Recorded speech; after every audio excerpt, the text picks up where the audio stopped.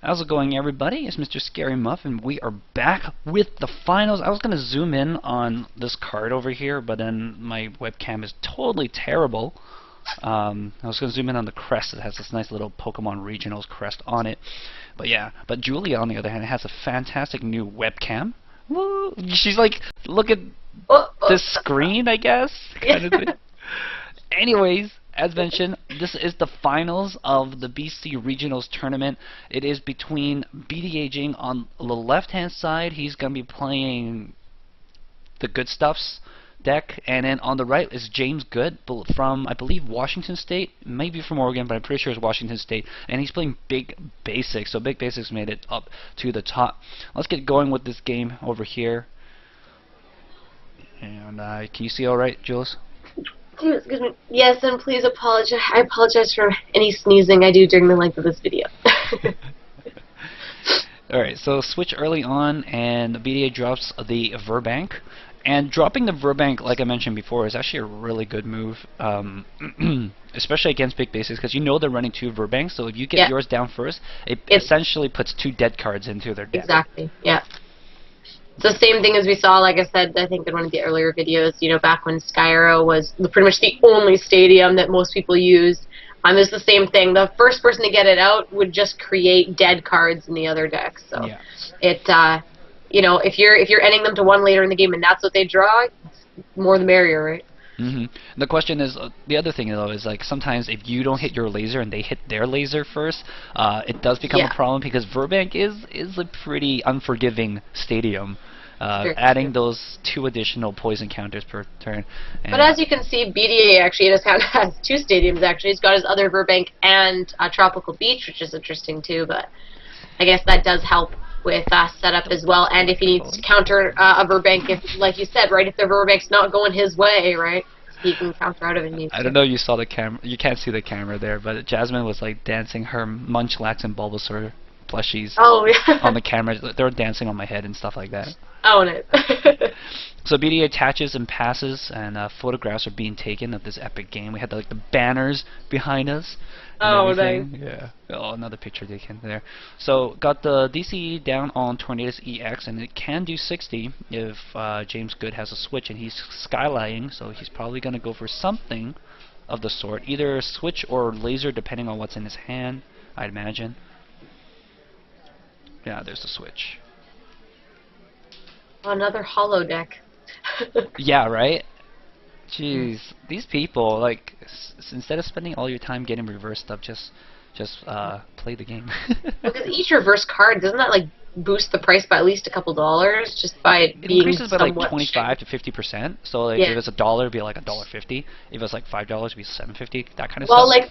Well, it's funny though, because some of the staples are extra expensive. Like, if you want a reverse eel, it's like $6 or $8. Oh, reverse eels are rare. So hits heads on lasers. Ooh, there.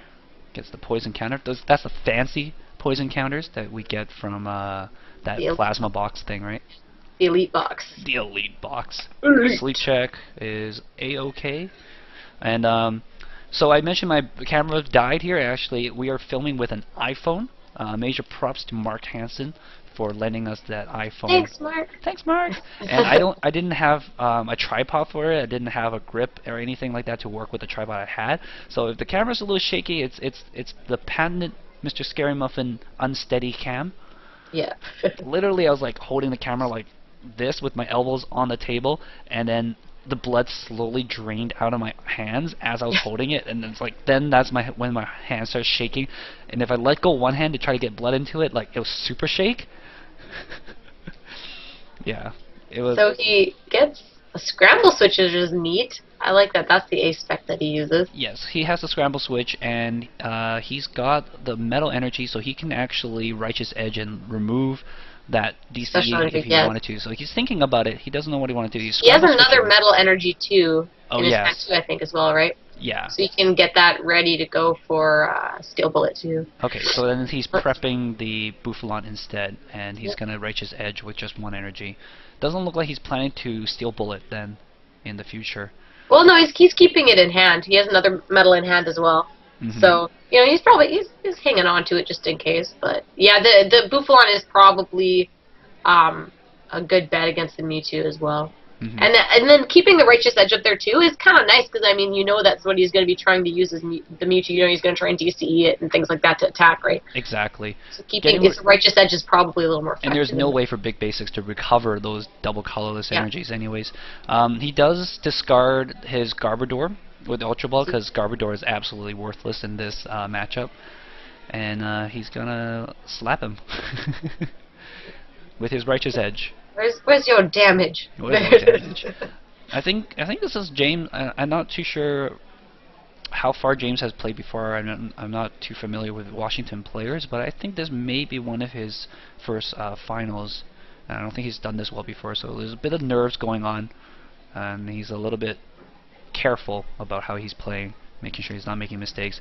Beedee has, of course, played in a few finals before, but I don't think Beedee's ever made this far in such a big tournament. I know he made it to like really like top 8 or something like that in nationals in his like first appearance. Thanks, Jess. No problem. Tell her I said hi. Julia says hi. So yeah, this is probably the first time Beedee has gone this far in a long time, I imagine, as well. So there's a little bit nerves on both sides. Yeah, he says he was second at 2007 nationals. 2007 nationals. Second, yeah. So he made it really far there. I think I was 50th last year. Go me. Hey, 50th is not 51st. That is correct. One of the biggest contributing factors to how well Beedee was playing that day, I think, is because he got his game hair on. You'll probably you'll catch a glimpse of it later on.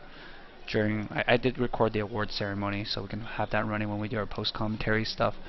I know he did that once before to his hair too. I wonder if that coincided with his second at nationals.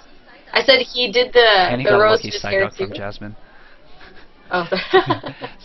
So catcher goes down, and he only attached to fighting, so he won't be able to attack. So he's just passing here. It's interesting that he uses the catcher early on. I don't know if I agree with that because it's still also just a 1 energy retreat. Tails. Tails. Yeah. I don't know if I necessarily agree with using that catcher. I can understand, like on the Tornadus even. I can understand that you don't want to be Righteous Edged, but is he afraid of maybe a laser, energy switch, and another metal coming down? Well, there's the laser. Yeah, if he can get a DCE and a switch, he can KO that Tornadus with the Spoofalon, right? Yeah. So. Right, but if he had the Cobalion up front, it's not like he would be able to retreat the Cobalion easily. Oh no, exactly. Yeah, which is why I'm wondering it's not why like he was special using energy on either, right? Yeah.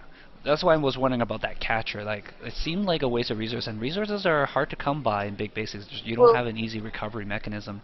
Yeah, did he use a supporter the turn before? So I wonder if maybe he just has a Juniper and wanted to kind of burn it now to try and get some use out of it instead of next turn. That so might be if he can keep it up there, maybe he can KO it. Yeah, he has a fairly sizable hand currently, though. Yeah, that's what I was looking at. So I have no idea. If I knew it was in his hand, maybe I'd see why he was. There's me trying to get blood in my hands. Yeah. Avert your eyes if you want to keep them. Yeah. Oh yeah, I know. Sometimes I'm on my iPhone too, and I'll be like lying down, and I'm holding it up towards my face, and then I'm like, I cannot feel my fingers. Same thing with my DS, which is why I now sit like this instead of like this. Well, you can do what the kids do, right? You can kneel down on the floor, put your hands up on the couch. Oh yeah, like this. Right. So he put the energy down. After a while, I don't know how this could do it. So he put the energy down, and he's going to retreat into the Cobalion and swing for another 30, which becomes an additional 30. It's like he doubled plus value off because of that laser. Sleep check is fine. He's awake. No, or is he not? That was a 5. Oh, it's a 5. It looked like a 4 to me. I know, I thought so too, but if you look, the 4 is actually on the side facing. Oh yeah, there it is. Yeah. I'm observant. Well, it's those darn clear dice. Now here's James's neat little tech that he has. It's a big basics with Victini EX. Now Victini EX has 2 attacks. It has 1 fire, does turbo energize, lets you look through your deck for 2 energies, 2 basics I believe, and attach it to your Pokemon however you like. The second attack is 1 fire, 2 colorless, and does 50 damage, but does an additional 50 if the Pokemon is an EX. Which means that Victini EX can actually completely destroy Bidier's Cobalion. And the best part is that Victini could attack with no energy because there is an A-Spec card called the Victory Piece. Victory Piece. That's what I was just going to say. I wonder if he runs Victory Piece. Spoiler alert. Maybe. Oh my goodness, that would be just nuts. Alright, so he max potion, So underrated. but he still has to pass, so there's damage back on the Tornadus EX. He didn't have a switch or a Victory Piece, but he did get 2 energies down on his Mewtwo thanks to that energy switch. So Beedee has something else to worry about, and the tech worked out pretty well for James, it seems, because he's in the finals. It's big basics with Victini EX, and that probably helped a lot. First turn Turbo Energize is nothing to laugh at. Or even first turn 100 on an EX is nothing to laugh at. It's like, yeah, we were talking about how Lugia first turn doing 120, right? Was ridiculous. But to get Victini to do 100, you need even less things. You just need the Victory Piece, the Victini, maybe a switch, and maybe a catcher. It's like 4 cards versus Lugia, which requires your Chorus Machine, and then double colorless, and then maybe a switch, and then you need the catcher, you know, that kind of stuff. Yeah. Well, that's the thing too. Is I mean, even it's a decent deck too, because if you can get it out early, especially against the bad matchup of Kling, right? You can actually make some headway with it before Plasma Steel comes up, and even stop Plasma Steel from coming up, right? Which can help out a lot. Right, and you can destroy the Cobalion EXs, and that'll get you your prizes really fast. I mean, it takes a minimum of 2 turns to set the Kling, and as we saw in that top 16 match, sometimes it just doesn't come out that fast. So if you get 2 KOs on 2 EXs, then your non-EX, he does have the Bouffalon, right, can pick up the rest of the prizes. I mean, if you want to think about it time-wise, too, I find at least a lot of that I saw, Kling deck matches tend to go down pretty close to the wire, and some of them end up decking out, some, things like that. Because, I mean, sometimes they just don't take prizes that fast. With a lot of setup decks, too, sometimes it just takes some time before they can start taking prizes. So if you get ahead in the prize trade fast, even if you aren't able to really take much later on, you can at least, especially with big basics, you've got a lot of HP to throw around, you can kind of maneuver around it and hope to to slow the game down if you're not doing well. And there's another card that we not normally in big basics. Chirakin EX is another energy accelerator too. Alright, so he's gonna grab that Tornadus EX back up, and I wonder if he's gonna try to go for a KO here. He's gonna Juniper. So you did mention that he probably had a Juniper, and that's basically he hasn't played a supporter the last couple of turns now. And he finally decides it's time to use that Juniper. He tosses, it looks like 2 Skylas, either that or a Skyla and an N.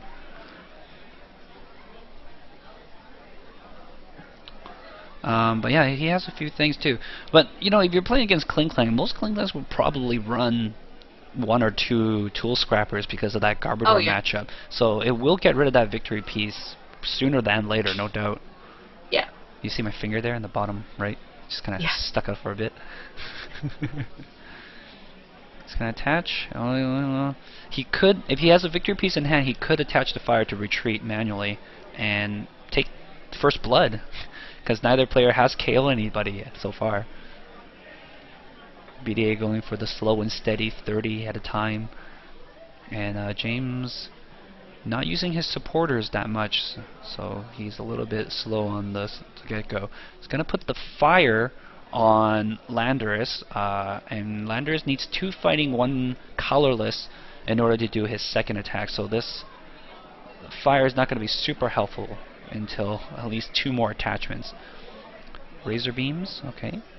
And isn't that how so many games just get down to, it used to be Mewtwo Wars, now it's kind of Mewtwo Wars, but now it's laser beam. Now it's Mewtwo with lasers. We're pretty much in Star Wars now. That's it.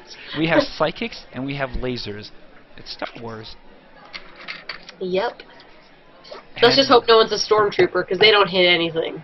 so basically he lasers Bidier's Tornado, and they're both dying at the same time, at the same rate.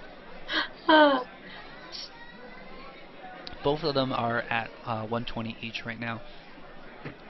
So technically, James's deck is not really big basics. It's kind of big basics with Victini.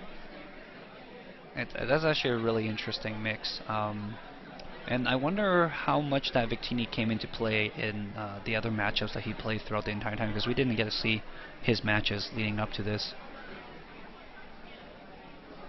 Well, it obviously served him pretty well because he's here, right? Well, and it's big basics do usually pretty well in Swiss, as far as I've been able to tell as well. So. I do wonder about that Terrakion EX. I wonder how useful it was. Yeah, you know what? It's one of those things. If you can get it going and you've got the fighting in hand, and you can kind of get that working, then it does tend to work really well, as far as I've seen, anyways, especially against gray eels. So Bidier plays the laser here, and that's enough to knock out the Mewtwo. And James asks Bidier to roll, even though it doesn't make a difference. And when your opponent asks, you might as well carry out the full action, because that's what the card says, right? Yeah. Because things might happen, your position might suddenly change. You might as well. No shortcuts taken, kids. Excuse me. So yeah, it's funny if you watch X-Ball for 160 plus 30 damage from the lasers, enough to kill the Mewtwo. Oh, Murray, Beedee wanted me just to correct that. He said that you asked him to roll, not James. Yeah, I asked him because but James shouldn't you roll? And I'm like, yeah, just do it. Oh, yeah. Okay. Because you might as well carry the full action, right? No shortcuts. It's funny. When people play so many times now, they just throw cards down. They don't even say anything half the time. Yeah, I do remind people, announce your attack, announce your powers. Yeah. Even if you search something and you're going to go back in, do a light shuffle at least, kind of stuff, just because sometimes you forget, or sometimes you end up not doing the thing you thought you were going to do. And there it is, Skylar for the victory piece. Woo! Oh, called it! So awesome! And he's probably got a catcher in his hand. Yeah, if he's got a catcher, that's 2 prizes right there. Yes. Because Beedee already picked is it up. 180? Excuse me. Is it 180 or 170 on Cobalion? Sorry? Is it 180 on Cobalion or 170? Cabalion's got 180, but it doesn't matter because Victini does. It'll do 200 with Violet. It'll do 200 even with Violet. It'll take it down. The only difference would be if Cobalion somehow had 190. Or yeah, I was just curious how close it was, if it was exact or if it was 10. It would make a difference if there were special medals in format. Yeah. Special medal. Yeah, but he's electing to do the kill on Tornadus because there's already damage, and I'm guessing he probably knows that Beedee is running max potions. Yeah. I mean, he's running max potions, why not, right? Yeah. So making sure that you get value out of those KOs is important, because you don't want to be spending turns doing damage and not having anything come out of it. Those are the worst feelings. Beedee looks like he's got a tool scrapper though, and his James will not have a dowsing machine, so. Yeah, James probably has a scramble switch as per usual for big basics. Oh no, because the victory piece is his ace spec. Oh yeah, that's true. So that's what I was thinking. Beedee tool scrappers in a way he's not getting it with dowsing machine. That's right, it's an ace spec. Oh man, I totally forgot about that. Yeah. I don't know how I feel about things like that, because we also have Crystal Wall, Crystal Edge. Beedee is getting rid of the because he's going to kill it. Oh yeah, so it doesn't matter. Get rid of it. I just looked at it, I was like, oh yeah, no, he's got enough energy on Bouffalant. Because he just attached that DCE, I think, right? Yes. Yeah. He's going to go for the Trubbish. Going to go for good old Trubbish. That's right. I want Beedee to bench this right now. You know one thing that's really great about the 1/1 Trubbish line is that you're very unlikely to start with Trubbish. Yeah. And donks don't happen that often. Except when it does, So he's going to take 2 prizes here. And I don't know, that Victini does kind of come back and bite him a little bit, I think. Because now Beedee's in a really good position. Unless he max potions that Tornadus EX, he's gonna have a bad time. There's a V-Create Victini and another Victini EX, so he runs at least 2 of those. Well, I guess if you're gonna run fire energies, you might as well, make it not for just one Pokemon, right? So. And apparently, James does make a comment here, because I think Beedee goes like, "Wow, another Victini," and James goes like, "Yeah, it's my favorite Pokemon." Aww. So there's people out there who do well, and they just play the Pokemon they like to play. So to all you Cryogonal fans, there's hope for you yet. trying to go so bad. Too bad there's not any good Arcanines. Yeah. Sad face. Was there ever a good Arcanine? Not really. No. Looking back, like there's okay ones, like for maybe like a pre-release or a booster draft or something. They're not bad. Like some of them burn you and cause statuses and whatever. They're Some not of them bad, burn you and not causes sadness. That's what I heard. Sorry? Some of them burn you and causes sadness. Is what I heard you say. So Bidier gets N down to 2. James picks up 4 cards off that N. Yep. He thins out his hand too, using that Ultra Ball to get the Bouffalant. But he's gonna be able to knock out. Oh no, he's only gonna put 60 down, which becomes 20 thanks to Eagerlight and Boofer. Oh yeah, but if I light, yes, so it's gonna be. Oh jeez.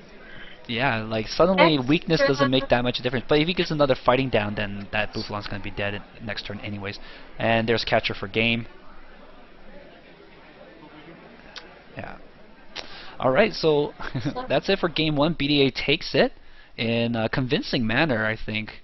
Victini does make an appearance there, but doesn't seem to help too much. What do you think some of the things that James need to kind of have ready to go next round?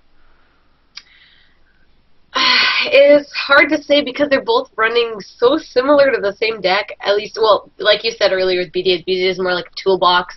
And then James is almost like big basics with Victini. Mm-hmm.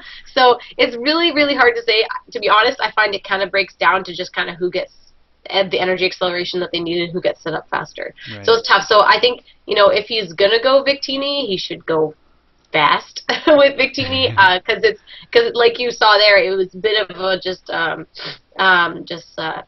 a prize bait, right? So it didn't really losing 2 prizes for a 110 HP Pokemon really stings. Yeah. And on top of that, that's your ace spec as well. Yeah. So if you're going to use it, make yourself set yourself up for 4 prizes. You know what I mean? Like set yourself up for 2 of your EXs to be able to get ready to go right with Turbo Energize. I just think that's a better use of it in this case.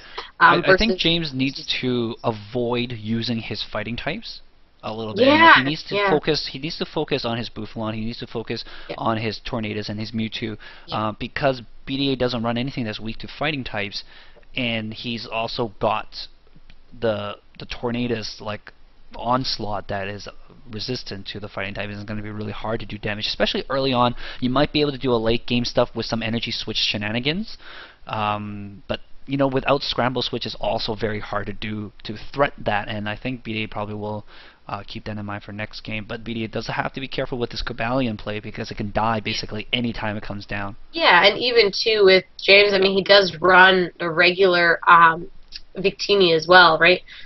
Pardon me, which actually almost even might be better attacking wise almost versus his EX, just simply due to the prize, right? Because it's only 1 versus 2 and pretty much takes the same amount of energy to kill. So especially with lasers, right? So that's the thing, it's almost better for him to kill Cobalion with that, and that could get very dangerous. Well, the big problem with Victini is you actually have to fill your bench, and when you're filled he was with getting pretty close there because he runs a lot of Pokemon though. Well, that's why he was throwing down the Terrakion, I think. Otherwise, you wouldn't put down such a fat Pokemon. No, normally. Alright, well, stay tuned, guys. We're going to be back with the second game of the finals.